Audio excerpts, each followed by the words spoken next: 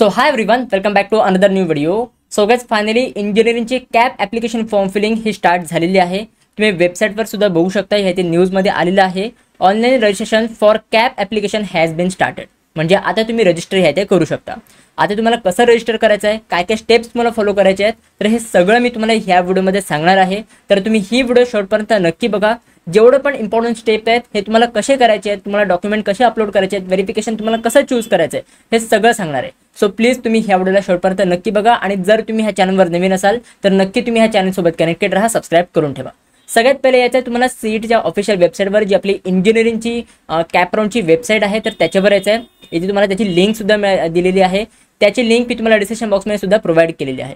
जर तुम्ही ह्या वेबसाईटवर आलात तर ह्या इकडे तुम्हाला ऑप्शन दिला आहे न्यू रजिस्ट्रेशन और ऑलरेडी रजिस्टर. हा एकच ऑप्शन आहे. मागच्या वर्षी हे दोन सेपरेट ऑप्शन होते, बट ह्या वर्षी सीईटीने एक चांगलं काम केलं आहे, दोन्ही एकच ऑप्शन दिलेले आहेत.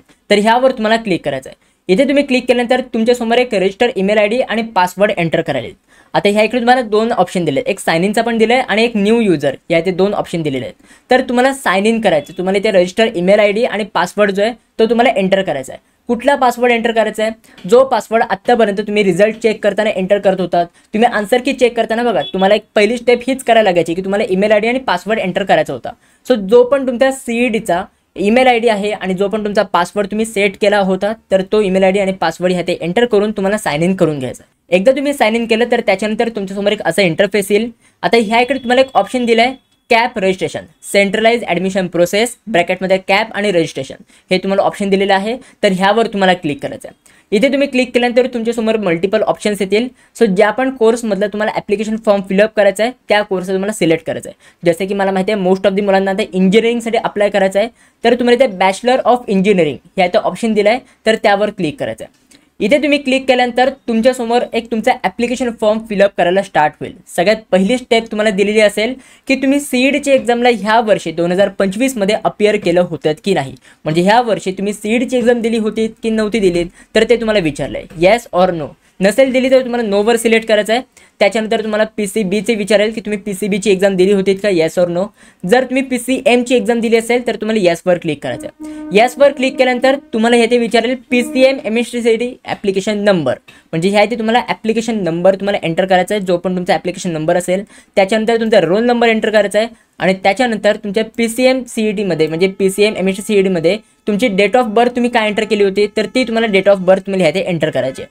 त्याच्यानंतर चेक PCM CET रिझल्ट, त्याच्यावर तुम्हाला क्लिक करायचं आहे. त्याच्यानंतर तुमचा सीईटीचा रिझल्ट हे ते फेच होईल. पटकन मी हे डिटेल्स एंटर करतो आणि मी तुम्हाला दाखवतो की कसे तुम्हाला डिटेल्स बघायला मिळतील. सो तुम्ही हे ते बघू शकता की मी ह्या इकडे काय डिटेल्स एंटर केले, ॲप्लिकेशन नंबर, रोल नंबर आणि डेट ऑफ बर्थ. आणि ह्या ते रेड कलरमध्ये ऑप्शन दिले आहे की चेक PCM CET डिटेल्स. त्यावर क्लिक केल्यानंतर मला सगळे डिटेल्स मिळालेले आहेत. म्हणजे जेवढे पण कॅन्डिडेटचे पर्सेंटाईल आहेत इंडिव्हिज्युअल सब्जेक्टमध्ये, तर ते सगळे पर्सेंटाईल आणि टोटल पर्सेंटाईल आपल्याला हे ते मिळाले आहेत.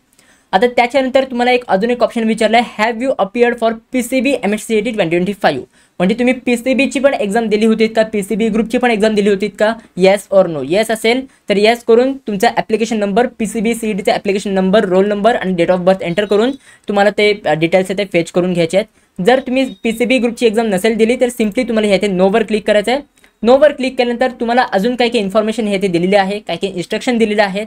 तर ते तुम्हाला इन्स्ट्रक्शन रीड करून तुम्हाला इथे ऑप्शन दिला आहे I have read all the important instruction. तर त्या ऑप्शनवर तुम्हाला क्लिक करायचं आहे आणि त्याच्यानंतर सेव्ह अँड प्रोसीडवर तुम्हाला क्लिक करायचं आहे. त्याच्यानंतर तुमच्यासमोर एक असं इंटरफेस ओपन होईल. ह्या इकडे तुम्हाला सगळे पर्सनल डिटेल्स दिलेले असतील, जसे की तुमचा candidate name, father's name, mother's name, तुमचे जेंडर, डेट ऑफ बर्थ, जेवढं पण तुमचे पर्सनल डिटेल्स आहेत तर ह्याच्यावरती तुम्हाला दिलेले असतील. हा तुमचा सेक्शन नंबर 1 आहे, स्टेप नंबर 1 आहे, ज्याच्यामध्ये तुम्हाला सगळे पर्सनल डिटेल्स तुम्हाला क्रॉस व्हेरीफाय करायचे. आता ह्या इकडे तुम्ही चेक करू शकता की जे पण तुमचे पर्सनल डिटेल्स आहेत हे ऑलरेडी फिलअप होऊन आलेले असतील. ह्याचे इथे तुम्हाला लगेच फिलअप नाही करावं लागणार, तुम्हाला ऑलरेडी हे ते फिलअप करून दिलेलं असेल. का दिलेलं असेल? कारण की जर तुम्हाला लक्षात असेल की आपण सीईटीच्या एक्झामला अपियर करायच्या आधी आपण एक ॲप्लिकेशन फॉर्म फिलिंग केली होती. सीईटीच्या एक्झामसाठी आपण रजिस्ट्रेशनची प्रोसेस केली होती. सो त्या रजिस्ट्रेशन प्रोसेसच्या वेळी तुम्ही जी पण डिटेल्स फिलअप केली असेल तीच सगळी डिटेल्स ह्याकडे तुम्हाला परत येईल. म्हणजे सगळे डिटेल्स ह्याकडे फेच होऊन येतील. जस्ट तुम्हाला व्हेरीफाय करायचं आहे की ह्या इथे जे पण कॅन्डिडेट नेम आहे, फादर्स नेम आहे, मदर्स नेम आहे, तर हे सगळं बरोबर आहे की नाही. जर तुम्हाला ह्याच्यामध्ये काही चेंजेस करायचे असतील तर तुम्ही ते करू शकता. हे एडिटेबल आहे, तुम्ही हे ते एडिट करू शकता. ठीक आहे. सो सगळं व्हेरीफाय करायचं की candidate name, father's name, mother's name सगळं बरोबर आहे की नाही, जेंडर बरोबर आहे की नाही, डेट ऑफ बर्थ ह्याची तुम्हाला डेट ऑफ बर्थ दिलेली असेल, परत तुम्हाला ह्या इकडे डेट ऑफ बर्थ एंटर करावी लागेल, कन्फर्म युअर DOB म्हणजे डेट ऑफ बर्थ तुम्हाला परत हे एंटर करावी लागेल. त्याच्यानंतर तुमचं रिलिजन कुठलं आहे ते तुम्हाला येईल, तुमचे रिजन तुम्ही कुठल्या रिजनमधून बिलॉंग करता ते तुम्हाला दिलेलं असेल. जर तुम्हाला ह्याच्यामध्ये चेंजेस करायचे असेल चेंजेस तुम्ही करू शकता. ठीक आहे.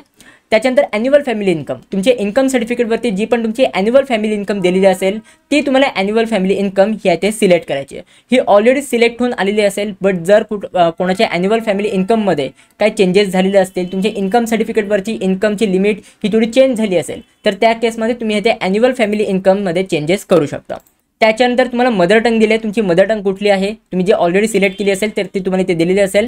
जर काय ह्याच्यामध्ये चेंजेस करायचे असतील ते तुम्ही करू शकता. ठीक आहे. मला वाटलं की गुजराती करायची, मी गुजराती करू शकतो. मला वाटलं मराठी करायची आहे, मी परत हे ते मराठी करू शकतो. त्याच्यानंतर नॅशनॅलिटी इंडियन. नंतर खाली तुम्हाला सगळे ॲड्रेस दिलेले आहेत, जो पण तुमचा ॲड्रेस आहे तर हा तुम्हाला फिलअप करायचा आहे. ॲड्रेस लाईन 1 आणि ॲड्रेस लाईन 2 ही तुम्हाला कंपल्सरी फिलअप करायची आहे. ॲड्रेस लाईन 3 फिलअप नाही केली तरी पण चालेल, इथे ऑप्शनल आहे. बट हे जिथे पण इथे तुम्हाला स्टार दिलेत, इकडे बघा तुम्हाला रेड कलरमध्ये स्टार दिलेत, तर ते डिटेल्स तुम्हाला कंपल्सरीली फिलअप करायचेच आहेत. त्याच्यानंतर तुम्हाला तुमचं स्टेट विचारलं जाईल, डिस्ट्रिक्ट विचारलं जाईल, तालुका कुठल्या तालुक्यामध्ये बिलॉंग करता, विलेज कुठलं आहे तुमचं, हे सगळे डिटेल्स ऑलरेडी दिलेले असतील. तुमचे जे पण पर्सनल डिटेल्स आहेत हे ऑलरेडी दिलेले असतील. जस्ट तुम्हाला सगळं व्हेरीफाय करायचं की हे सगळं बरोबर आहे की नाही. त्याच्यानंतर तुमचा पिनकोड दिलेला असेल, तुमचा पिनकोड काय आहे. त्याच्यानंतर बाजूला टेलिफोन नंबर, जर तुमचा टेलिफोन असेल तर तुम्ही टेलिफोन नंबर एंटर करू शकता, नाही केला तरी पण चालेल. त्याच्यानंतर तुम्हाला रेड कलरमध्ये इम्पॉर्टंट इन्स्ट्रक्शन दिली आहे की OTP will be send to your mobile number given below for activation of your log in. म्हणजे खाली जो तुम्हाला मोबाईल नंबर तुम्ही एंटर केला असेल, जो पण मोबाईल नंबर तुम्ही आधी एंटर केला होता, जो पण तुमचा मोबाईल नंबर ह्या इथे दिलेला असेल, त्या मोबाईल नंबरवर तुम्हाला OTP सेंड केला जाईल पुढच्या लॉग इनच्या पेजसाठी ॲक्टिवेट होण्यासाठी. ठीक आहे. तर जो पण तुमचा मोबाईल नंबर आहे त्याच्यावर तुम्हाला OTP ह्याकडे बघायला मिळेल. राईट साईडला तुम्हाला ईमेल ID दिला आहे, ईमेल ID पण तुम्हाला चेक करून घ्यायचा आहे. खाली तुम्हाला विचारलं आहे एंटर युअर कॅप्चा. आता कॅप्चा हे ते एंटर करायचं आहे. कॅप्चा एंटर करायचं म्हणजे काय की खाली जे पण ते तुम्हाला लेटर्स दिले आहेत ते तुम्हाला ह्या ते एंटर करायचं आहे. हे सगळं तुम्ही एंटर केल्यानंतर जे पण तुमची डेट ऑफ बर्थ आहे हे तुम्ही कन्फर्म केल्यानंतर, जे पण तुमचे डिटेल्स वगैरे काय चेंजेस असतील हे तुम्ही चेंज केल्यानंतर सिम्पली तुम्हाला ह्या इकडे सेव्ह अँड प्रोसीड हे ऑप्शनवर क्लिक करायचं आहे. सेव्ह अँड प्रोसीड केल्यानंतर तुम्हाला एक OTP एंटर करायला येईल, जो पण तुम्ही मोबाईल नंबर त्याचे एंटर केला होता त्यावर तुम्हाला OTP येईल. तो तुम्ही OTP एंटर केल्यानंतर तुम्ही सेव्ह अँड प्रोसीड केल्यानंतर तुम्हाला एक ॲप्लिकेशन ID तुम्हाला बघायला मिळेल. याचे तुम्ही चेक करू शकता. रेड कलरमध्ये तुम्हाला एक ॲप्लिकेशन ID दिलेला आहे. आता हा ॲप्लिकेशन ID खूप इम्पॉर्टंट आहे आणि हा ॲप्लिकेशन ID तुम्ही नोट डाऊन करून ठेवा.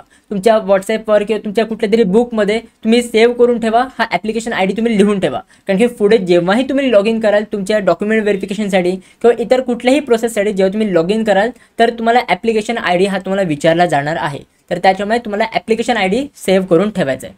आता हा ॲप्लिकेशन ID तुम्ही सेव्ह केल्यानंतर तुम्हाला ह्याकडे proceed to complete application form हा तुम्हाला ऑप्शन दिलेला आहे, तर त्यावर तुम्हाला क्लिक करायचं आहे. एकदा तुम्ही ह्या ऑप्शनवर क्लिक केलं तर त्याच्यानंतर तुमच्यासमोर एक असा इंटरफेस येईल. आता ह्याची तुम्हाला काय दिलं आहे, सिलेक्ट SC व्हेरिफिकेशन मोड. म्हणजे तुम्हाला डॉक्युमेंट व्हेरिफिकेशन कसं करायचं आहे, ऑनलाईन मोडनी करायचं आहे की ऑफलाईन मोडनी करायचं आहे, तर ते तुम्हाला मोड ह्याचे सिलेक्ट करायला येतील. आता ह्याकडे तुम्हाला 2 ऑप्शन दिलेले आहेत. ग्रीन कलरमध्ये तुम्हाला काय लिहून दिलं आहे, फिजिकल स्क्रुटिनी मोड.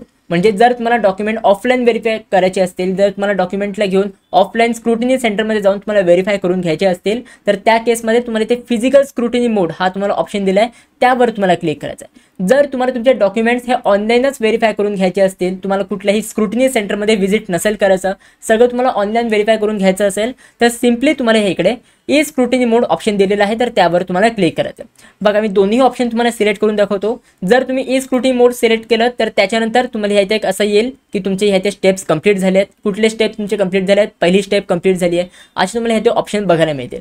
बट जर तुम्हाला आता वाटलं की नाही यार मला आता व्हेरिफिकेशन मोड चेंज करायचा आहे, मला ई स्क्रुटिनी नाही करायचं, मला ऑफलाईन म्हणजे फिजिकल स्क्रुटिनी मोडमध्ये मला माझे डॉक्युमेंट्स व्हेरीफाय करून घ्यायचे, तर त्यासाठी तुम्हाला ऑप्शन दिलेला आहे चेंज व्हेरिफिकेशन मोड, तर त्यावर तुम्हाला क्लिक करायचं आहे. त्याच्यानंतर तुमच्यासमोर असं इंटरफेस येईल. परत तुम्हाला तेच विचारलं जाईल की तुम्हाला कुठला मोड सिलेक्ट करायचा आहे, ई स्क्रुटिनी की फिजिकल स्क्रुटिनी. जसं आधी आपण ई स्क्रुटिनी मोड सिलेक्ट केलं होतं, तर त्याच्यामुळे आपल्याला दिलं आहे की चेंज व्हेरिफिकेशन मोड. याचे तुम्हाला फिजिकल स्क्रुटिनी दिलं आहे आणि खाली तुम्हाला एक ऑप्शन दिलं आहे की चेंज टू फिजिकल स्क्रुटिनी मोड, कारण की आधी आपण ऑनलाईन व्हेरिफिकेशन चूज केलं होतं, बट आता आपल्याला ऑफलाईनमध्ये स्विच करायचं आहे, तर त्यामुळे आपला ऑप्शन दिला आहे चेंज टू फिजिकल स्क्रुटिनी मोड. जर तुम्ही ह्याच्यावर क्लिक केलं तर तुम्हाला एक पॉपअप येईल की आर यू शुअर, म्हणजे तुम्हाला शुअर आता तुम्ही की तुम्हाला स्क्रुटिनी व्हेरिफिकेशन मोड चेंज करायचा आहे. ओके, तर ह्यावर तुम्हाला ओकेवर क्लिक करायचं आहे. परत तुमच्या नंबरवर एक OTP येईल, त्या OTPला एंटर करून तुमचं व्हेरिफिकेशन मोड हे चेंज होऊन जाईल. आता एकदा तुम्ही त्यावर क्लिक केल्यानंतर तुमच्या समोर एक असा इंटरफेस बघायला मिळेल. आता ह्यात तुम्हाला काय दिलंय, book slot for SC verification. हा ऑप्शन कोणाला दिला जातो की जी पण मुलं ऑफलाईन व्हेरिफिकेशन चूज करतात, ज्या पण मुलांना डॉक्युमेंट्स ऑफलाईन व्हेरीफाय करायचं आहे त्याच मुलांना हा इंटरफेस बघायला मिळणार आहे. तर ह्यात तुम्हाला काय करायचं आहे, इथे तुम्हाला सगळ्यात पहिले डिस्ट्रिक्ट सिलेक्ट करायला येईल की नक्की तुम्हाला कुठल्या डिस्ट्रिक्टमध्ये आहात तुम्ही, म्हणजे कुठल्या डिस्ट्रिक्टचे तुम्हाला SC सेंटर पाहिजे जिथे जाऊन तुम्ही डॉक्युमेंट व्हेरीफाय करू शकाल. सो जर तुम्ही पुण्यामध्ये राहत असाल तर डायरेक्टली तुम्ही पुणे ह्याचे सिलेक्ट करू शकता. जसे की आपल्याला ह्याचे डिस्ट्रिक्ट दिले आहे पुणे, ह्याचे तुम्ही पुणे सिलेक्ट करू शकता. जर तुम्ही मुंबईमध्ये राहत असाल तर मुंबई सिटी, मुंबई सबर्बन हे तुम्हाला 2 ऑप्शन दिले आहेत. जे पण तुम्हाला पाहिजे ह्या इकडे सिलेक्ट करू शकता. जर तुम्हाला रायगड पाहिजे असेल तर रायगड सुद्धा सिलेक्ट करू शकता. मी येथे पुणे सिलेक्ट करतोय. पुणे सिलेक्ट केल्यानंतर तुम्हाला ह्याचे ऑप्शन दिले आहे स्क्रुटिनी सेंटर. आता जर तुम्ही ह्याच्यावर क्लिक केलात ना तर तुम्ही ते बघू शकता की ह्याचे मला कुठलीही लिस्ट बघायला मिळत नाहीये, कारण की जस्ट ही वेबसाईट ओपन झाली आहे, ॲप्लिकेशन फॉर्म फिलिंग जस्ट सुरू झाली आहे, त्याच्यामुळे ह्याचे आपल्याला कुठलेही ऑप्शन्स बघायला मिळत नाहीये. ॲक्च्युली ह्या स्क्रुटिनी सेंटरमध्ये काय असतं, ह्यात तुम्हाला स्क्रुटिनी सेंटरची लिस्ट बघायला मिळते की जर तुम्ही पुणे डिस्ट्रिक्ट सिलेक्ट केलं असेल तर पुणे डिस्ट्रिक्टमध्ये कुठले कुठले स्क्रुटिनी सेंटर्स आहेत तर त्याची तुम्हाला ह्याच्याकडे लिस्ट बघायला मिळेल. जसे की मे बी COEP कॉलेज असेल किंवा इतर कुठले कॉलेजेसचे नेम असतील तर ते सगळे कॉलेजचे नेम तुम्हाला इथे बघायला मिळतील. आता जे पण कॉलेज तुमच्यापासून जवळ असेल, जे पण स्क्रुटिनी सेंटर तुमच्या घरापासून जवळ असेल तर ते स्क्रुटिनी सेंटर तुम्ही ह्याचे सिलेक्ट करू शकता. आता ह्याचे कुठलीही लिस्ट आलेली नाही आहे म्हणून मी ह्याचे सिलेक्ट नाही करू शकत. बट जर तुम्ही फॉर्म भरत असाल आणि तुम्ही फॉर्म भरायच्या वेळेस सगळी ही लिस्ट आली असेल तर जे पण स्क्रुटिनी सेंटर तुमच्या घराजवळ आहे ते तुम्ही ह्याचे सिलेक्ट करायचं आहे. त्याच्यानंतर सिलेक्ट डेट, तुम्हाला इथे डेट सिलेक्ट करायला येईल की कुठल्या डेटला तुम्ही स्क्रुटिनी सेंटरला तुम्ही व्हिजिट करणार आहात, कुठल्या डेटला जाऊन तुम्ही डॉक्युमेंट्स हे ऑफलाईन व्हेरीफाय करून घेणार आहात. तर ते डेट तुम्हाला इथे सिलेक्ट करायचं आहे. म्हणजे जसं की 30 तारखेपासून तुमची व्हेरिफिकेशन सुरू होत आहे तर तुम्ही 30 तारखेचा व्हेरिफिकेशनचा स्लॉट बुक करू शकता किंवा तुम्ही 1 जुलैचा स्लॉट बुक करू शकता. जे पण डेट तुम्हाला कन्व्हिनियंट पाहिजे असेल तर ते तुम्ही इथे सिलेक्ट करू शकता. ठीक आहे. आता हे सिलेक्ट केल्यानंतर तुम्हाला इथे व्ह्यू स्लॉटवर क्लिक करायचं आहे. व्ह्यू स्लॉटवर क्लिक केल्यानंतर तुम्हाला दिसेल की कुठले स्लॉट्स अवेलेबल आहेत, टायमिंग कुठलं अवेलेबल आहे, कुठलं अवेलेबल नाही आहे, कुठले स्लॉट्स फुल आहेत, तर ते सगळं तुम्हाला टेबल ह्याचे बघायला मिळेल. अनफॉर्च्युनेटली मी आता ज्या टायमाला व्हिडिओ बनवतोय त्या टायमाला हे ऑप्शन्स अवेलेबल नाही आहेत. बट तुम्ही टेन्शन घेऊ नका, सिंपल आहे. जे पण स्लॉट ह्याचे अवेलेबल असतील टाइम स्लॉट्स तर ते टाइम स्लॉट तुम्ही ह्याचे बुक करू शकता. ठीक आहे. आता डायरेक्टली मी ह्याचे काय करतोय, fill or edit application form, त्यावर मी ह्याचे क्लिक करतोय. आता त्याच्यानंतर तुमच्यासमोर एक असा इंटरफेस बघायला मिळेल. आता हे इकडे घाबरू नका, जर तुमच्याकडे काय टेबल वगैरे आलं म्हणजे कंप्लीट, इनकम्प्लीट असं कुठलं टेबल आलं तर त्या तिकडे तुम्हाला जी तुमची सेकंड नंबरची स्टेप आहे, जी तिकडे तुम्हाला इनकम्प्लीट दिलं आहे तर त्यावर तुम्हाला क्लिक करायचं. ठीक आहे. आता माझ्याकडे डायरेक्टली ही स्टेप ओपन झाली आहे. बट जर तुम्हाला ते इनकम्प्लीट आणि कंप्लीटचं टेबल आलं तर सिम्पली स्टेप नंबर 2च्या समोर इनकम्प्लीट दिलेलं असेल त्यावर तुम्हाला क्लिक करायचं. तिथे तुम्ही क्लिक केल्यानंतर ह्याची तुम्हाला कॅन्डिडेट टाईप विचारलं जाईल. नक्की तुमचा टाईप काय आहे, तुमची कॅन्डिडेट टाईप कोणते आहात तुमचे, तर ह्याची तुम्हाला ते टाईप्स विचारले जातील. सगळे डिटेल्स तुम्हाला दिलेले असेल की टाईप A मध्ये कोण येतं, टाईप B मध्ये कोण येतं, तर हे टाईप्स तुम्हाला इथे सिलेक्ट करायचे आहेत. आता जर तुमच्या 10वी 12वी आणि जर तुमचा जन्म पण सगळं महाराष्ट्रामध्ये झाला असेल तर सिम्पली तुम्हाला टाईप A वर सिलेक्ट करायचं आहे, कारण की तुम्ही महाराष्ट्र कॅन्डिडेट आहात, तुम्ही टाईप A कॅन्डिडेट आहात, तर ह्याचे तुम्हाला टाईप A वर सिलेक्ट करायचं आहे. आता बाकीचे टाईप्स नक्की काय आहेत तर ह्याच्यावर ऑलरेडी मी सकाळच्या व्हिडिओमध्ये सांगितलेलं आहे, तर ती व्हिडिओ तुम्ही चेकआउट करू शकता. त्या व्हिडिओची लिंक मी तुम्हाला आय बटनमध्ये आणि डिस्क्रिप्शन बॉक्समध्ये प्रोव्हाइड केलेली आहे. ओके. आता एकदा तुम्ही कॅन्डिडेट टाईप सिलेक्ट केल्यानंतर सिम्पली तुम्हाला ह्याचे सेव्ह अँड प्रोसीडवर तुम्हाला क्लिक करायचं आहे. सेव्ह अँड प्रोसीडवर क्लिक केल्यानंतर तुम्हाला ह्या इथे ऑप्शन दिलेला असेल. आपल्या इथे काय विचारलं आहे, home university and category details. आपल्याला होम युनिव्हर्सिटी आणि कॅटेगरीचे डिटेल्स विचारले आहेत. सगळ्यात पहिले विचारलं आहे की युअर टाईप ऑफ कॅन्डिडेट, तुम्ही कुठल्या टाईपचे कॅन्डिडेट आहात. जसे की आपण टाईप A सिलेक्ट केलं, ते ह्याच्या टाईप A लिहून आलं आहे.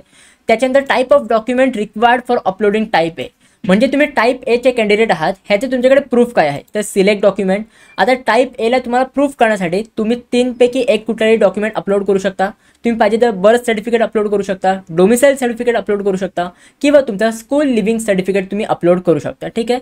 या 3 डॉक्युमेंटपैकी कुठलेही डॉक्युमेंट तुम्ही अपलोड केलं तरी पण चालेल. आता जर तुमच्याकडे डोमिसाईल सर्टिफिकेट अवेलेबल असेल तर सिम्पली तुम्हाला त्या डोमिसाईल सर्टिफिकेटवर क्लिक करायचं आहे. त्याच्यानंतर तुम्हाला विचारलं की select district from which candidate had pass SSC, म्हणजे तुम्ही 10वीची एक्झाम तुम्ही कुठल्या डिस्ट्रिक्टमध्ये पासआउट केली आहे तर ते डिस्ट्रिक्ट तुम्हाला इथे सिलेक्ट करायचं आहे. जर तुम्ही पुण्यामधून पासआउट केली असेल तर पुणे सिलेक्ट करायचं आहे.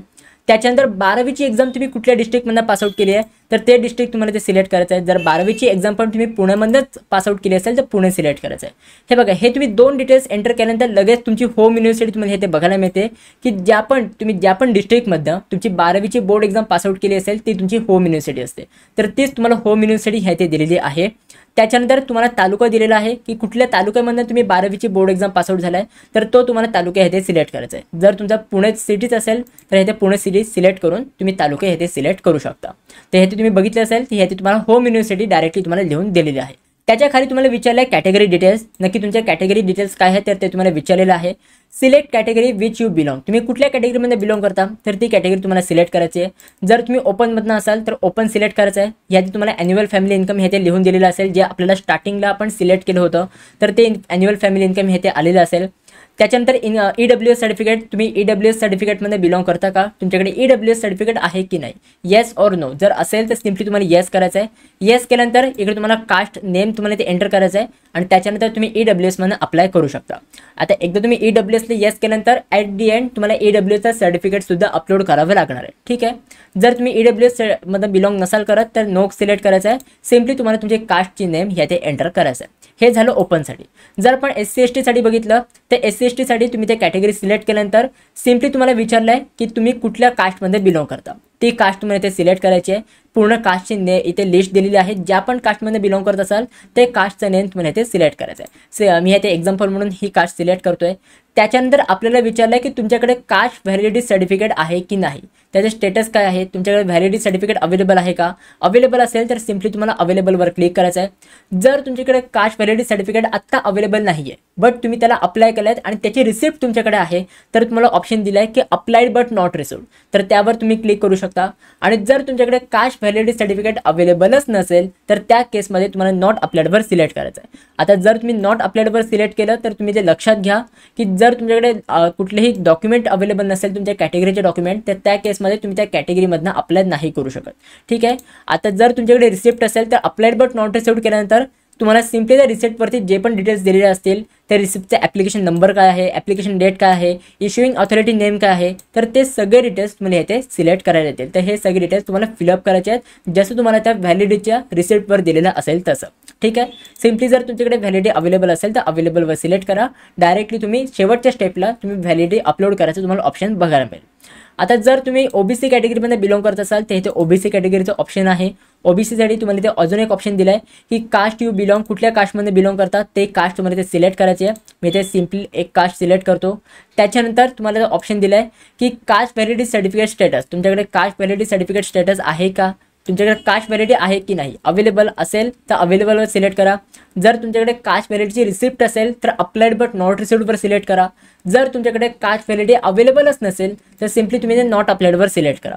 ठीक आहे. जर तुम्ही रिसिप्ट असेल तर अप्लाइड बट नॉट रिसिव्डवर सिलेक्ट केल्यानंतर सिम्पली तुम्हाला काही डिटेल्स फिलअप करायला येतील तर ते डिटेल्स तुम्हाला फिलअप करायचे आहेत. जर तुमच्याकडे अवेलेबल असेल तर सिम्पली अवेलेबलवर तुम्हाला क्लिक करायचं आहे.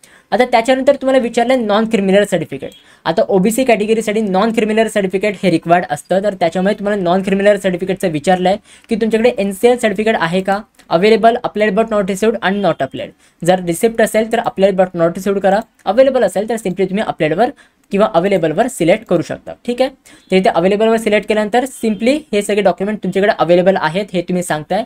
आणि शेवटच्या स्टेपला जी तुमची शेवटची स्टेप येईल जिथे तुम्हाला सगळे डॉक्युमेंट्स अपलोड करायला लागतील तर त्या स्टेपमध्ये तुम्हाला जेवढे पण डॉक्युमेंट्स आहेत हे तुम्हाला अपलोड करायचे आहेत. ठीक आहे. तर आय होप एवढं तुम्हाला समजलेलं असेल. एकदा तुम्ही हे सगळं सिलेक्ट केलं तर त्याच्यानंतर सिम्पली तुम्हाला सेव्ह अँड प्रोसीड हे ऑप्शनवर तुम्हाला क्लिक करायचं आहे. त्याच्यानंतर तुम्ही पुढच्या स्टेपमध्ये जाल. त्याच्यानंतर तुम्हाला स्पेशल रिझर्वेशन डिटेल्स तुम्हाला विचारले जातील. यात एक पुढची स्टेप ओपन होईल ज्याच्यामध्ये तुम्हाला स्पेशल रिझर्वेशन डिटेल्स तुम्हाला एंटर करावे लागतील. आता सगळ्यात पहिले कुठले डिटेल्स आहेत, PWD, डिफेन्स और TFWS हे तुम्हाला डिटेल्स कुठले आहेत तुमचे, तुम्हाला अप्लाय करायचं आहे का, तर हे सगळं तुम्हाला विचारलं जाईल. सगळ्यात पहिलं आहे PWD, तुम्ही पर्सन विथ डिसेबिलिटी आहात का. जर तुम्ही पर्सन विथ डिसेबिलिटी असाल तर सिम्पली तुम्हाला तुमची डिसेबिलिटी सिलेक्ट करायची आहे.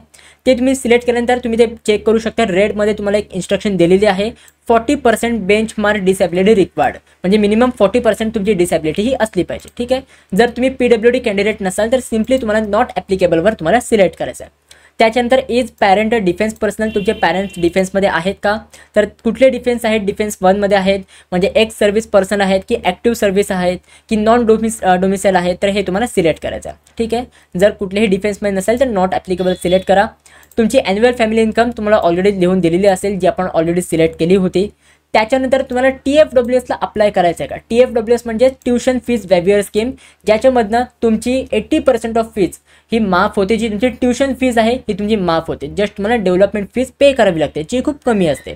तर तुम्हाला TFWSला अप्लाय करायचं आहे का, येस ऑर नो. अप्लाय करायचं असेल तर येसवर सिलेक्ट करू शकता. येस सिलेक्ट केल्यानंतर ॲट दी एंड शेवटच्या स्टेपला तुम्हाला इन्कम सर्टिफिकेट अपलोड करावं लागेल, कारण की TFWSसाठी तुम्हाला इन्कम सर्टिफिकेट रिक्वायर्ड असतं, जे की तुमचं बिलो 8 लाख हे असलं पाहिजे.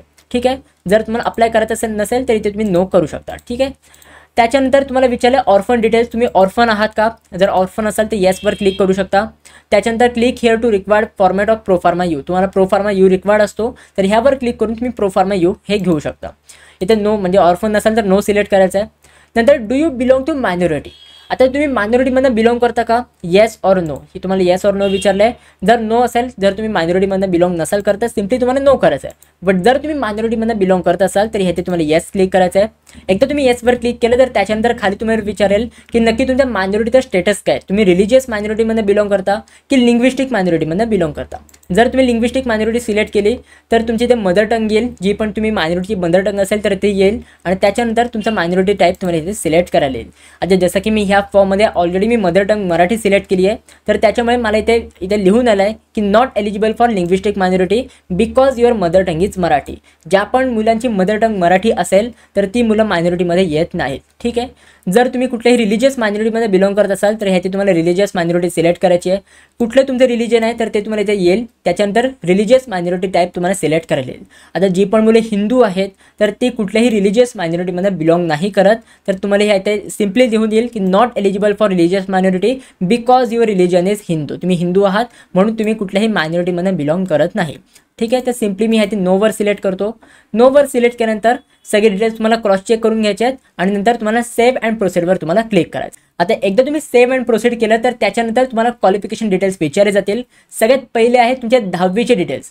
तुम्ही 10वीची एक्झाम तुम्ही कुठल्या बोर्डमधनं पासआउट झाले आहेत तर ते बोर्ड तुम्हाला सिलेक्ट करायचं आहे. जर तुम्ही महाराष्ट्र स्टेट बोर्डमधनं पासआउट केली असेल 10वीची एक्झाम तर सिम्पली तुम्हाला महाराष्ट्र स्टेट बोर्ड सिलेक्ट करायचं आहे. जर तुम्ही CBSE बोर्ड किंवा इतर कुठल्या बोर्डमधनं पासआउट केले असेल तर ते बोर्ड तुम्हाला इथे सिलेक्ट करायचे आहेत. आउट ऑफ महाराष्ट्र स्टेटचे पण काय काय बोर्ड्स दिलेले आहेत, तर जे पण तुमचे बोर्डचे असेल तुमचे 10वीचा बोर्ड ते तुम्हाला सिलेक्ट करायचं आहे. मी ते महाराष्ट्र बोर्ड सिलेक्ट करतो. त्याच्यानंतर SSC पासिंग इयर, तुम्ही 10वीची एक्झाम कुठल्या इयरला पासआउट झाला आहेत तर ते पासिंग इयर तुम्हाला ते सिलेक्ट करायचं आहे. त्याच्यानंतर तुमच्या 10वीचा सीट नंबर तुम्हाला ते एंटर करायचा आहे. तो तुम्ही सीट नंबर एंटर करून झाल्यानंतर सिम्पली तुम्हाला ते प्रत्येक सब्जेक्टचे मार्क एंटर करायचे आहेत. जसे की 10वीला तुम्हाला मॅथमॅटिक्समध्ये किती मार्क मिळाले होते, किती मार्कांपैकी तुम्हाला एवढे मार्क मिळाले होते, म्हणजे आउट ऑफ किती मार्क्स होते. त्याच्यानंतर सायन्समध्ये किती मार्क मिळाले होते, इंग्लिशमध्ये किती मार्क होते आणि ॲग्रिगेट तुमचे किती मार्क आहेत, तर ते तुम्हाला मार्क एंटर करून याचे तुम्हाला पर्सेंटेज तुम्हाला बघायला मिळतील. हे सगळं मार्क एंटर करून झाल्यानंतर सिम्पली तुम्हाला खाली 12वीचे डिटेल्स विचारले तर ते डिटेल्स तुम्हाला एंटर करायला जायचं आहे. सगळ्यात पहिले मी हे सगळे वरचे डिटेल्स फिलअप करून घेतो आणि त्याच्यानंतर खालचे काय काय डिटेल्स आहेत तर हे मी तुम्हाला दाखवतो. आता मी ह्याकडे सगळे 10वीचे डिटेल्स फिलअप करून घेतलेले आहेत. आता मला इथे खाली ऑप्शन आहे की मला 12वीचे डिटेल्स फिलअप करायचे आहेत. इथे मला विचारले क्वालिफाईंग एक्झाम, तुम्ही कुठली एक्झाम क्वालिफाय केली आहे, तुम्ही 12वीची एक्झाम दिली आहे की तुम्ही डिप्लोमा केला आहेत इंजिनिअरिंगमध्ये, तर तुम्ही दोघांपैकी जे पण केलं असेल हे तुम्ही सिलेक्ट करू शकता. मी इथे 12वी सिलेक्ट करतो. त्याच्यानंतर प्लेस ऑफ HSC बोर्ड, तुम्ही HSC बोर्ड म्हणजे 12वीची एक्झाम कुठून तुम्ही पासआउट झालात, इंडियामधूनच पासआउट झालात की इंडियाच्या बाहेरून कुठून पासआउट झालात, ते मी इंडिया सिलेक्ट करतो. त्याच्यानंतर तुमचं 12वीचं बोर्ड कुठलं होतं तर ते तुम्हाला सिलेक्ट करायचं आहे. परत तेच येईल Maharashtra state board, CBSE board किंवा इतर जे पण बोर्ड्स असतील हे तुम्हाला ह्याचे बघायला मिळतील. मी इथे महाराष्ट्र बोर्ड सिलेक्ट करतो. त्याच्यानंतर HSC पासिंग इयर, तुम्ही कुठल्या इयरला तुमची HSCची एक्झाम पासआउट झाल्यात तर ते सगळे इयर्स तुम्हाला याचे दिलेले असतील 2025मध्ये. आता मोस्टली मुलं 2025मध्ये पासआउट झालेले असेल तर तुम्हाला 2025 सिलेक्ट करायचं आहे. जर तुम्ही मागच्या वर्षी HSCची एक्झाम पासआउट झाला असाल, तुम्ही गॅप घेतला असेल तर सिम्पली इथे तुम्हाला जे आपण इयरमध्ये तुम्ही एक्झाम पासआउट झाल्यात ते इयरमध्ये ह्याचे सिलेक्ट करायचं आहे. ठीक आहे, तर ह्याची मी 2025 सिलेक्ट करतो. त्याच्यानंतर इथे तुम्हाला विचारलं आहे की HSC सीट नंबर, नक्की तुमचा 12वीचा सीट नंबर काय होता तर तो तुम्हाला सीट नंबर एंटर करायचा आहे. मदर्स नेम काय तुमच्या मार्कशीटवरती जे पण तुमचा मदर्स नेम असेल ते तुम्हाला एंटर करायचं आहे. त्याच्यानंतर कॅन्डिडेट नेम काय तर ते तुम्हाला एंटर करायचं आहे. आणि त्याच्यानंतर गेट HSC डाटा, इथे तुम्हाला रेड ऑप्शनवर क्लिक करायचं आहे। एकदा वरती जो पण डिटेल्स आहेत, जे पण तुम्हाला डाटा आहे, हे सगळं फिलअप करून झाल्यानंतर गेट HSC डाटा तुम्हाला ह्या ऑप्शनवर क्लिक करायचं आहे, रेड कलरच्या ऑप्शनवर। ह्यावर क्लिक केल्यानंतर जे पण तुमचे मार्क आहेत तर हे सगळे मार्क तुम्हाला इथे लिहून येतील, ठीक आहे। आता मी काय केलं की जेवढे पण बेसिक डिटेल्स होते, तुमचा सीट नंबर, कॅन्डिडेट नेम, तुमचा पासिंग इयर, तुमच्या कुठल्या बोर्डामध्ये पास झालात आणि त्याच्यानंतर कॅन्डिडेटचं मदर नेम, हे सगळं फिलअप करून झाल्यानंतर मी इथे सिम्पली गेट डाटावर क्लिक केलं। तुम्हाला सगळे डाटा हा ऑलरेडी फिलअप होऊन आलेला असेल, ठीक आहे। तुम्हाला मॅन्युअली फिलअप नाही करावं लागणार, हा डाटा ऑटोमॅटिकली फेच केला जाईल। ओके, तर सगळं तुम्हाला दिलेलं आहे की तुमची HSC एक्झाम कॅन्डिडेट पास झालाय की फेल झालाय, प्रत्येक सब्जेक्टमध्ये किती मार्क आहेत, तर हे सगळे मार्क तुम्हाला इथे लिहून दिलेले असतील। हे सगळं तुम्हाला चेक करून घ्यायचं आहे की सगळं बरोबर आहे की नाही। त्याच्यानंतर तुम्हाला सेव्ह अँड प्रोसीड हे तुम्हाला ऑप्शन दिलाय, तर हे ऑप्शनवर तुम्हाला क्लिक करायचं आहे। एकदा तुम्ही सेव्ह अँड प्रोसीड केलं तर त्याच्यानंतर तुम्हाला JEE डिटेल्स विचारले जातील की बाबा तुम्ही JEE एक्झाम दिली होती का, JEE 2025चा अटेम्प्ट तुम्ही दिला होतात का, येस ऑर नो। जर तुम्ही नसेल दिला तर सिम्पली तुम्हाला नोवर क्लिक करायचं आहे। नोवर क्लिक केल्यानंतर खाली तुम्हाला विचारलं जाईल की तुम्ही नीटची एक्झाम दिली होती का, येस ऑर नो। नो असेल तर सिम्पली नो करून तुम्हाला सेव्ह अँड प्रोसीड क्लिक करायचं आहे। जर तुम्ही JEE एक्झाम दिली असेल तर ह्याची तुम्हाला येस क्लिक करायचं आहे। येसवर क्लिक केल्यानंतर तुम्हाला JEEचा ॲप्लिकेशन नंबर विचारला जाईल, त्याच्यानंतर कॅन्डिडेटची डेट ऑफ बर्थ, JEEच्या स्कोर कार्डवरती जशी डेट ऑफ बर्थ दिली असेल तर ती डेट ऑफ बर्थ तुम्हाला इथे एंटर करायची आहे। गेट JEE स्कोर डाटा ह्यावर तुम्हाला क्लिक केल्यानंतर डायरेक्टली जे पण तुमचे JEEचे डिटेल्स असतील, जेवढे पण तुमचे मार्क पर्सेंटाइल मिळाले असतील ते सगळे पर्सेंटाइल तुमच्या इकडे फेच होतील। ओके, सेम फॉर नीटची एक्झाम दिली असेल तर तुम्हाला नीटला येस करायचं आहे। इकडे तुम्हाला रोल नंबर एंटर करावा लागेल, त्याच्यानंतर प्रत्येक पर्सेंटाइल म्हणजे फिजिक्समध्ये किती पर्सेंटाइल आहेत, केमिस्ट्रीमध्ये किती पर्सेंटाइल आहेत, बायोलॉजीमध्ये किती पर्सेंटाइल आहेत आणि टोटल पर्सेंटाइल किती आहेत, तर हे सगळं तुम्हाला नीटसाठी मॅन्युअली ह्या इकडे एंटर करावं लागेल, ठीक आहे। आणि त्याच्यानंतर सेव्ह अँड प्रोसीडचं ऑप्शन तुम्हाला ह्याथे दिलेलं आहे, हे ऑप्शनवर तुम्हाला क्लिक करून पुढच्या स्टेपला तुम्हाला प्रोसीड करायचं आहे। आता एकदा तुम्ही सेव्ह अँड प्रोसीडवर क्लिक केलं तर त्याच्यानंतर तुम्हाला ह्या इकडे फोटोग्राफ आणि सिग्नेचर अपलोड करायला ऑप्शन दिलेला असेल। ह्यात तुम्हाला काय सांगितलं आहे, सिलेक्ट अपलोड टाईप, तुम्हाला काय अपलोड करायचं आहे, फोटोग्राफ अपलोड करायचा आहे की सिग्नेचर, दोन्ही अपलोड करायचं आहे। बट आता तुम्हाला काय अपलोड करताय, आता मला फोटो अपलोड करायचा आहे तर मी ह्या फोटोग्राफवर सिलेक्ट करेन। त्याच्यानंतर मला ह्याचा एक बॉक्स दिलेला असेल, ह्याकडे मला ओपनचं ऑप्शन आलेलं आहे की तुमचा फोटोग्राफ येते तुम्ही सिलेक्ट करा। तर तुमचा फोटोग्राफ तुम्ही जिथे पण सिलेक्ट केला असेल त्या तिथून तुम्ही सिलेक्ट करून ह्याते अपलोड करायचा आहे। जसं मी ह्याकडे माझा फोटो सिलेक्ट केलेला आहे, ह्याते माझा फोटो कॉम्प्युटरमध्ये सेव्ह आहे, तर फोटो मी ह्याते सिलेक्ट करेन। तो फोटो सिलेक्ट केल्यानंतर तुम्ही ते बघू शकता मला इथे प्रिव्ह्यू आलेला आहे की असं मला फोटो अपलोड करायचा आहे। आता मी इकडे डमी फोटोग्राफ घेतला आहे, बट तुम्हाला तुमचा पासपोर्ट साईज फोटोग्राफ ह्याकडे अपलोड करायचा आहे, ठीक आहे। आता जर तुमचा हा फोटोग्राफ सगळं बरोबर असेल तर सिम्पली ह्याची तुम्हाला अपलोडचा साईन दिलेला आहे, अपलोडच्या साईनवर तुम्हाला क्लिक करायचं आहे। अपलोडवर क्लिक केल्यानंतर तुमचा फोटोग्राफ ह्याते अपलोड होऊन जाईल। नीट बघायचं आहे की तुमचा फोटोग्राफ उलटा वाकडा तिकडा असं नाही आहे ना, कारण की मुलं असे असतात की उलटा फोटो अपलोड करतात। ॲडमिट कार्डवरती पण मी आता काही मुलांचा बघितलं की उलटा फोटो अपलोड केलेला आहे, तर तसं करू नका। आता तुम्हाला एकदम सरळ नीटच फोटो तुम्हाला अपलोड करायचा आहे। आता आपण फोटो अपलोड केलात, आता आपल्याला सिग्नेचर अपलोड करायचं आहे। परत आपल्या इथे यायचं आहे, सिलेक्टवर यायचं आहे, इथे तुम्हाला सिग्नेचरचा ऑप्शन दिला आहे, सिग्नेचरवर क्लिक करून ओपनवर क्लिक करायचं आहे। त्याच्यानंतर मला येते सिग्नेचर येईल, मी ते सिग्नेचरचा फोटो काढून ठेवलेला आहे। तुम्ही पण एका प्लेन पेपरवर तुम्ही सिग्नेचर करून ठेवा, त्याचे तुम्ही नीट फोटो काढा, ठीक आहे। फोटो काढल्यानंतर ती सिग्नेचर हे सिलेक्ट करायची आहे। तुम्हाला ते दिसेल की हां तुम्ही ही सिग्नेचर अपलोड करताय, ही सिग्नेचर बरोबर आहे का, बरोबर असेल तर तुम्हाला अपलोडचा साईन दिलेला आहे, ह्या इथे तुम्हाला क्लिक करायचं आहे। आता एकदा तुम्ही क्लिक केल्यानंतर तुम्ही चेक करू शकता तुमचा फोटोग्राफ आणि तुमची सिग्नेचर ह्या इथे प्रॉपर वेमध्ये अपलोड झालेली आहे। जर तुम्हाला ह्याच्यामध्ये काही पण चेंजेस करायचे असेल तर सिम्पली ते तुम्ही फोटोग्राफ किंवा काय असेल तर तुम्ही चेंज करू शकता। ओके, सगळं बरोबर असेल तर सिम्पली तुम्हाला इथे सेव्ह अँड प्रोसीड ह्याचं ऑप्शन दिलं आहे, त्यावर तुम्हाला क्लिक करायचं। आता एकदा तुम्ही सेव्ह अँड प्रोसीड केलं तर त्याच्यानंतर तुम्हाला सगळे डॉक्युमेंट अपलोड करायला ऑप्शन दिलेलं असेल। जेवढे पण तुमचे रिक्वायर्ड डॉक्युमेंट आहेत तर हे सगळे डॉक्युमेंट तुम्हाला ह्याचे अपलोड करावे लागतील। आता कुठले कुठले डॉक्युमेंट आहेत, जसे की इंडियन नॅशनॅलिटी, ह्याच्या ठिकाणी तुम्ही डोमिसाईल किंवा लिव्हिंग सर्टिफिकेट सुद्धा अपलोड करू शकता। तुमचं डोमिसाईल सर्टिफिकेट इथे तुम्हाला परत ऑप्शन दिलेलं आहे। त्याच्यानंतर जर तुम्ही कुठल्याही कॅटेगरीमध्ये असाल तर तुमचं caste certificate, caste validity certificate, non criminal certificate, जर तुम्ही हे सर्टिफिकेट अवेलेबल हे सिलेक्ट केलं असेल तर तुम्हाला हे सर्टिफिकेट अपलोड करायला ऑप्शन दिलेलं असेल। त्याच्यानंतर जर तुम्ही PWD कॅन्डिडेट असाल, जर तुम्ही पर्सन विथ डिसेबिलिटी सिलेक्ट केलं असेल तर तुम्हाला PWDचं सर्टिफिकेट सुद्धा ह्याकडे अपलोड करायचं आहे। त्याच्यानंतर इन्कम सर्टिफिकेट, तुमच्या पॅरेंट्सचे इन्कम सर्टिफिकेट, कारण की आपण TFWSला येस केलं होतं तर आपली इन्कम सर्टिफिकेट हे ते अपलोड करावं लागेल। त्याच्यानंतर आपली 10वीची मार्कशीट, आपली 12वीची मार्कशीट, त्याच्यानंतर जर तुम्ही JEEला अप्लाय केलं असेल तर JEEचं स्कोर कार्ड आणि त्याच्यानंतर ॲट दी एंड MSc CETचं स्कोर कार्ड, तर हे तुम्हाला सगळे डॉक्युमेंट अपलोड करायचे आहेत। आता हे डॉक्युमेंट कसे अपलोड करायचे आहेत तर ह्या तुम्हाला ऑप्शन दिलं आहे, अपलोडचं ऑप्शन दिलं आहे, तर ह्यावर तुम्हाला क्लिक करायचं आहे। त्याच्यानंतर एक असा इंटरफेस येईल, ह्याचे तुम्हाला ओपनचं ऑप्शन दिलं आहे, त्यावर तुम्हाला क्लिक करायचं आहे. कुठलं डॉक्युमेंट तुम्हाला अपलोड करायचं आहे ते डॉक्युमेंटमध्ये सिलेक्ट करायचं आहे. For example me domicile upload करतोय, तुम्ही डोमिसाईलवर क्लिक करेन, त्याचे मला पीडीएफचं ऑप्शन येईल. त्याच्यानंतर इथे अपलोडचं ऑप्शन आहे, अपलोडवर क्लिक केल्यानंतर तुमचं डॉक्युमेंट हे इथे अपलोड होऊन जाईल. तुम्ही ते चेक करू शकता. इकडे मला व्ह्यूचं ऑप्शन आलेलं आहे. जर मला माझं डॉक्युमेंट बघायचं असेल तर मी डायरेक्टली व्ह्यूवर क्लिक करून मी माझं डॉक्युमेंट हे बघू शकतो. जर मला वाटतंय की नाही यार मी याते डॉक्युमेंट चुकीचं अपलोड केलं आहे, याते दुसरं डॉक्युमेंट अपलोड करायचं होतं, सिम्पल ह्याचे तुम्हाला एडिटचं ऑप्शन दिलं आहे, इथे तुम्हाला डस्टबिनचं ऑप्शन दिलेलं असेल तर त्यावर तुम्हाला क्लिक करायचं आहे. तुम्हाला एक पॉपअप येईल की तुम्हाला खरंच हे डॉक्युमेंट डिलीट करायचं आहे का, तर ओकेवर क्लिक केल्यानंतर तुमचे डॉक्युमेंट हे डिलीट होऊन जाईल. ठीक आहे. तर 1 बाय 1 जे पण तुम्हाला डॉक्युमेंट दिलेलं आहे तर ते डॉक्युमेंट त्या ठिकाणी अपलोड करायचं आहे. लाईक कास्ट सर्टिफिकेटच्या ठिकाणी कास्ट सर्टिफिकेटच तुम्हाला अपलोड करायचं आहे. नाहीतर तिकडे तुम्ही भरपूर मुलं काय करतात की कास्ट सर्टिफिकेटच्या जागी LC अपलोड करतात, डोमेसिलच्या जागी कास्ट सर्टिफिकेट अपलोड करतात, भरपूर मिस्टेक करतात आणि त्याच्यामुळे मुलांचे फॉर्म रिजेक्ट होतात. तर असं तुम्हाला नाही करायचं आहे. जे पण डॉक्युमेंट्स आहेत हे सगळे तुम्हाला नीट अपलोड करायचे आहेत.